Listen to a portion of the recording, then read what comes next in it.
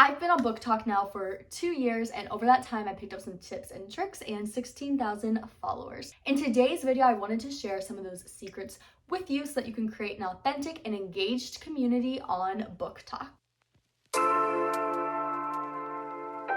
Before we dive into today's video, I would love if you would subscribe down below. I'm currently doing a series all about how to become a book content creator. I'm going over TikTok, Instagram, and YouTube, and maybe Pinterest. Comment down below if you also want me to go over my secret weapon, Pinterest, in this series as well. But if any of that sounds interesting to you, make sure that you're subscribed and give it a thumbs up so that you can see all the other videos in the series as they come out. Now let's dive into TikTok. So like I said, I started my TikTok about 2 years ago, which is peak 2020. I think that explains it well enough. And right away, one of my TikToks got over 1 million views, and that really allowed me to start creating this community. However, one thing that's been really important to me on TikTok isn't just growing to be really big, but growing a community over there. And those are kind of the tips I want to share today, is how you can scale and build a community around either your own personal books, because a lot of authors use TikTok, or just around your love of reading in general. Now within TikTok, there are niche communities. And one of those niche communities is booktok, which of course is all about books. And it's very similar to Bookstagram or BookTube. It's just people talking about books they love, talking about book humor, and their literary lifestyle.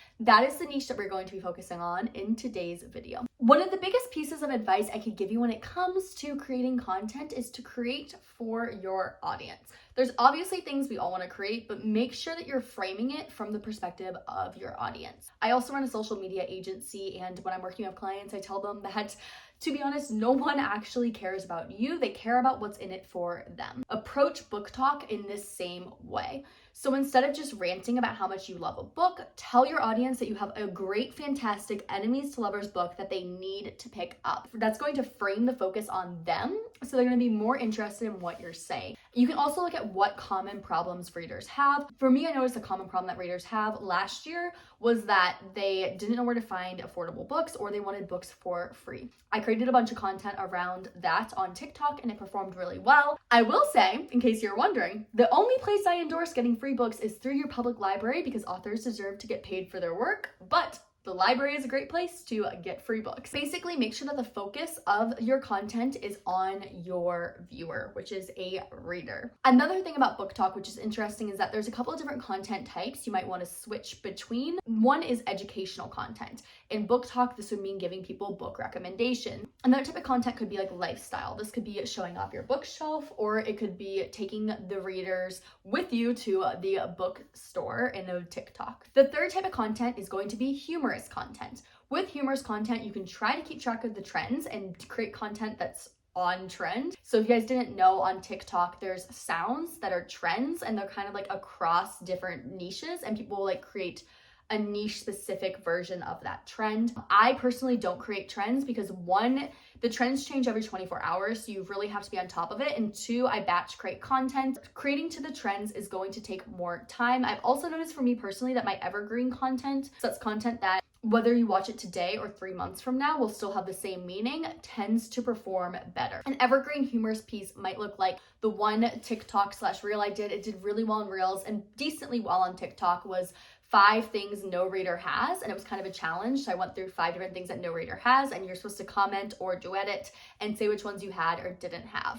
That's something it's humorous, but it's also evergreen. It's never going to go out of style, so to speak. As I mentioned in this video, I'm a huge fan of batch creating content. I'm not going to go fully in detail about that because, again, I have a video that goes over that. But basically, when you batch create content, you want to make sure that you're in a really good mood. So like really hype yourself up with some good music or a really fancy coffee drink, just something to make sure that you're happy, because that comes across on the screen. I can't really explain how, but just energetically, people just are drawn to authentic, fun content. So you want to make sure that your content is authentic and it's fun. If you're just making content to try to grow, it's probably not going to work. You should approach TikTok or any social media with the intention of creating a community and talking about something that you just genuinely love. That's always going to be the best approach. Again, we're not going to go into the content creation process, but that's just a good rule of thumb. When it comes to building community, there's also one other thing you're going to want to do, and that's respond to comments and comment on other people's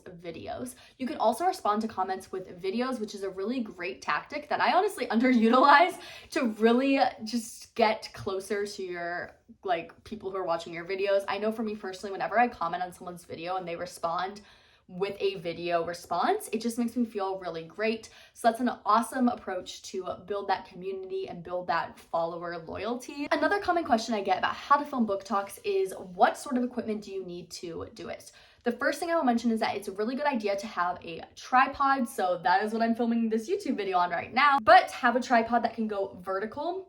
So like the length of your phone when it's normal, because that's the way that you're gonna wanna film your TikToks. It's also perfectly okay to film on your phone. Just make sure that you have good lighting and there's not a lot of crazy background noise. A tip to mitigate background noise if you are in a noisier environment is to use headphones, and that little mic that's right there will actually be really great at picking up just your voice instead of as much background noise. The other tool that I use to edit TikToks is an app called CapCut. This app is free, but it allows you to chop up, so you can chop out the ums or chop out bad takes in your TikTok, and it allows you to add text. It also allows you to manipulate the lighting in the videos a little bit, so that can just be great for minor color corrections. In general, you don't need a lot of equipment to film good TikToks.